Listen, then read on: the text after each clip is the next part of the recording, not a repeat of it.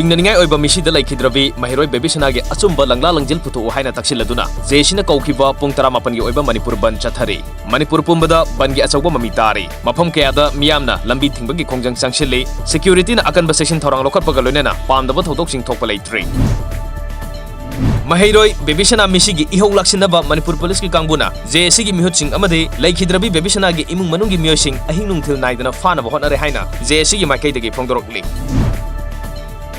Delhi police की special cell Delhi की मफम फागत Maoist communist party of कांगलेपा के लुसिंगबा सापमसा कांगलेपाल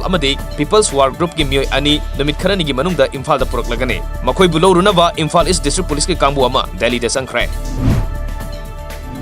मसागी सही 10 मरी खक्ता ngairibi nupi macha ama Haryana दा मियोय मरी चंगदुना नुपी ओइबिगी इजन मांगन बिख्रे थौदोक अदुगा मरी लेनना गुरुग्राम पुलिस न केस अमा लखोटख्रे